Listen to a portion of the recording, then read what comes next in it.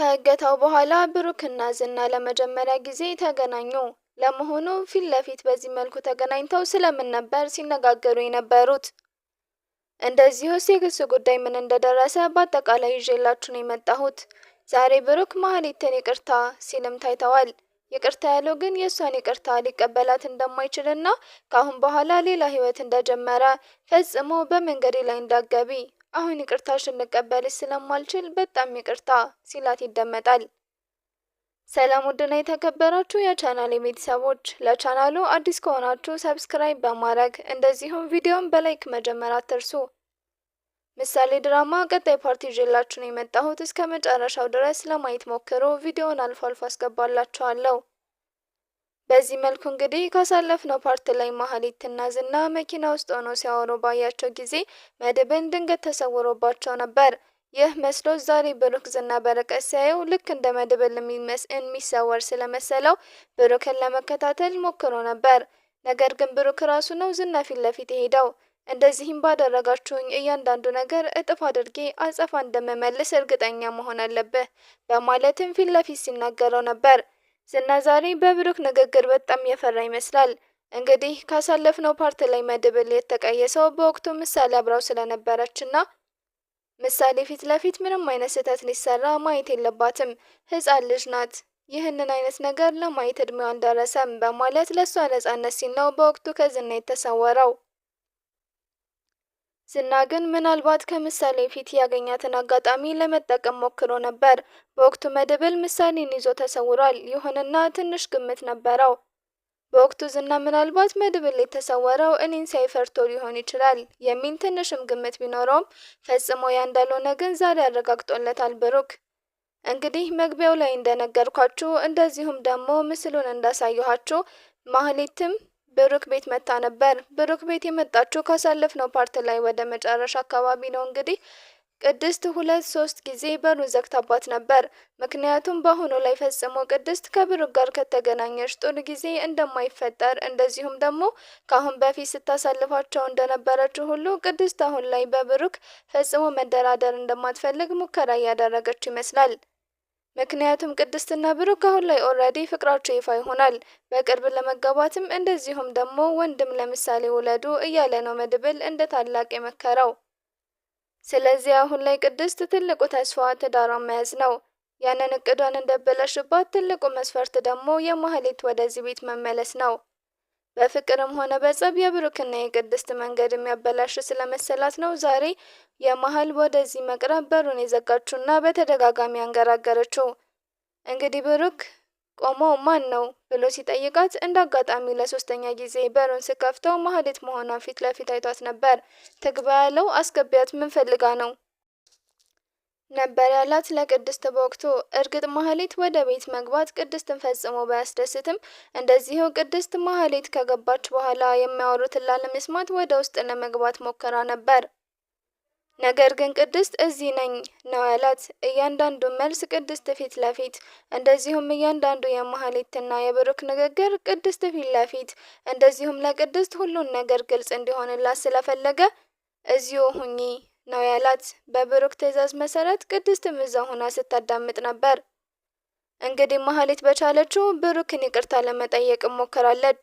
ብሩክ ግን ፈጽሞ ለማለት ቦታ እንደሌለውና በምንም አይነት መንገድ ብትመጣ ወደሷ የእሷ ለሷ የሚሆን ቦታ እንደሌለው ምንም አይነት ቦታ እንደሌለው በምንም አይነት ነገር ማህሌትን ወደ ህይወቱ መመለስ እንደማይፈልግ ከነገራት በኋላ የማህሌት መሰበርና እንደዚህ ተጸጽታ ይቅርታ መጠየቋ ቢያስደስተውም ነገር ግን ፈጽሞ አንቺን ወደ ህይወቴ አላስገባሽም፣ እንደዚሁም ይቅርታ አድርጌልሻለሁ፣ ከኔ ርቀሽ ኑሪ ካላት በኋላ ሁኔታው አሳዝኖት ይቅርታ ይህንን የምታደርጊው ይቅርታዬን ፈልገሽ እንደዚሁም ደግሞ ምናልባት ተጸጽተሽ ወደ ቀድሞ ህይወትሽ ለመመለስ ፈልገሽ ቢሆንም እንኳን ፈጽሞ ይቅርታሽን ልቀበል ስላልቻልኩኝ ይቅርታ በማለት ሲናገር ተደምጧል። በዚህ ተመሳሳይ እንግዲህ ማህሌትም ወደ ብሩክ ቤት የመጣችበትንም ሆነ ዝናና ብሩክ የተገናኙበት መንገድ ተመሳሳይ ነው። አቅጣጫቸው የማህሌትና የዝና አቅጣጫ ተመሳሳይ ነው። ምክንያቱም ወደ ብሩክ ቤት ለመግባትና የፈለጉትን ነገር በቅርብ ለመከታተል እንደዚሁም አስፈላጊ ከሆነ በቤት ውስጥ የሚያደርጉትን ነገር እርስ በርሳቸው እዛው ቅርብ ሆነው ማድረግ ስለፈለጉ ነው። አሁን ማህሌት ወደ ብሩክ እንድትመለስ የተፈለገው።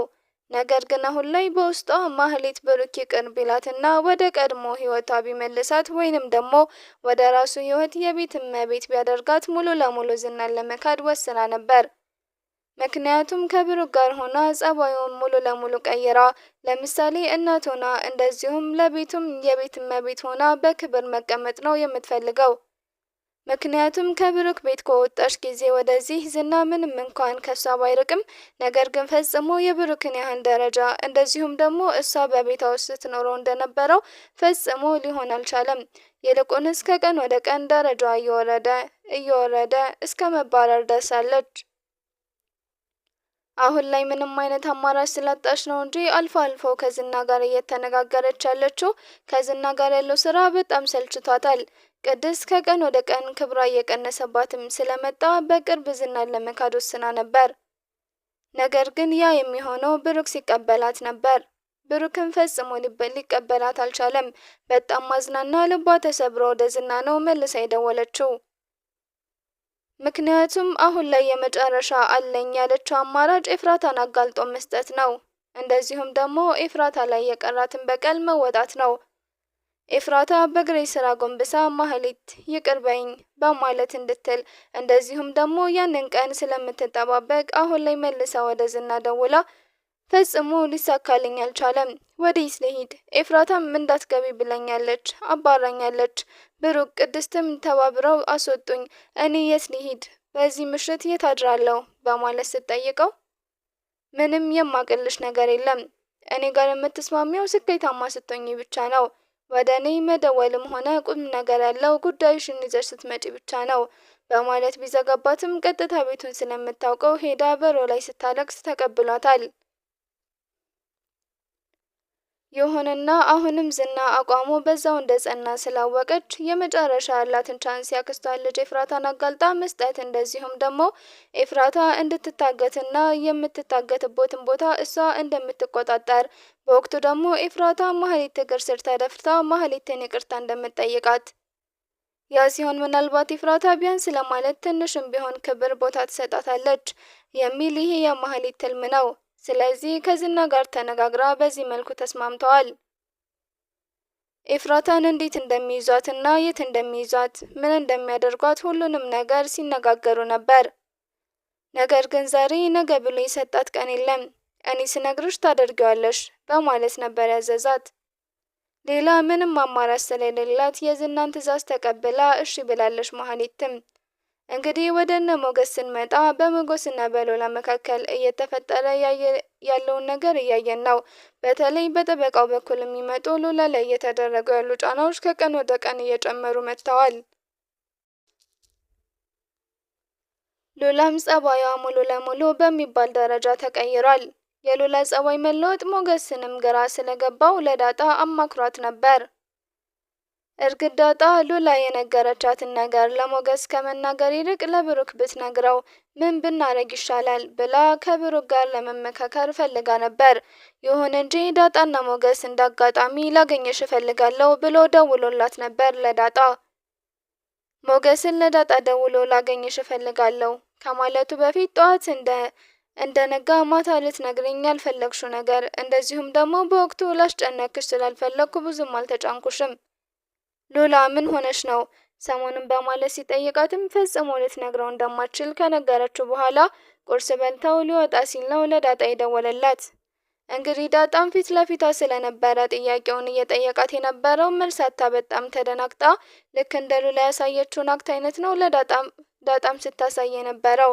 ሁለታቸውም የሚያውቁት ነገር አለ ብሎ እርግጠኛ የሆነው።